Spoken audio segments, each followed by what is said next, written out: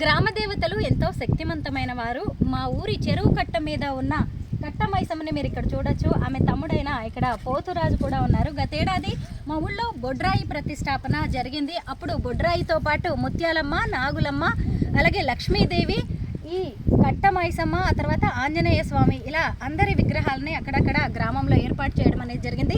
ఈ రెండో వార్షికోత్సవాన్ని కూడా మా ఊర్లో చక్కగా ఘనంగా నిర్వహించారు. అయితే ఆ టైంలో ఆఫీసులో ఉండడం వల్ల మేము రాలేకపోయాము. ఈరోజు ఆదివారం కావడంతో బొడ్రాయి నుంచి మొదలుపెట్టి ముత్యాలమ్మకి, నాగులమ్మకి, లక్ష్మీదేవికి, ఆంజనేయ స్వామికి అందరికీ కొబ్బరికాయలు కొట్టుకుంటూ పసుపు కుంకుమలు వేస్తూ కట్ట మైసమ్మ దగ్గరికి వచ్చాము. కట్ట మైసమ్మకి అందరూ ఆదివారం వచ్చిందంటే చాలు, పండగలు వచ్చిందంటే చాలు, ఈ వీటితో ఏంటి మామూలుగా కొంతమంది ఆటలు కోసుకునే వాళ్ళు ఉంటారు, అలాగే కోళ్ళు కోస్తూ ఉంటారు. కోళ్ళు కోసిన తర్వాత అమ్మవారికి తలకాయతో పాటు ఇలాగ కాళ్ళు, ఇలా వీటిని ఈకల్ని ఇలాగా ఇక్కడ చింత చెట్టు ఉందన్నమాట, చింత చెట్టుకి కడుతూ ఉంటారు.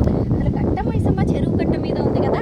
ఇటు చూస్తేనేమో చెరువు చూడండి ఎంత చక్కగా ఉందో. సమ్మర్ కదా, ఎండిపోయింది. మామూలుగా అయితే చక్కగా నిండుకుండలా ఉంటుంది ఈ చెరువు. ఇప్పుడు అన్ని కల్లాలు వేశారు. ఇటువైపు చూస్తేనేమో చక్కటి పంట పొలాలు, మధ్యలో ఈ చెరువు కట్ట ఉంటుంది అనమాట. దీని మీద నుంచి వాహనాల రాకపోకలు జరుగుతూ ఉంటాయి. రైతులు ఇటు నుంచి వెళ్తూ పోతూ ఉంటారు. అప్పుడు అమ్మవారికి దండం పెట్టుకోవడం, అలాగే పూజలు చేయడం, పసుపు కుంకుమలు సమర్పించడం లాంటివి జరుగుతూ ఉంటాయి. మేము హైదరాబాద్ నుంచి వచ్చి ఈరోజు సండే కావడంతో అందరి దేవుళ్ళకి దండం పెట్టుకుంటాం.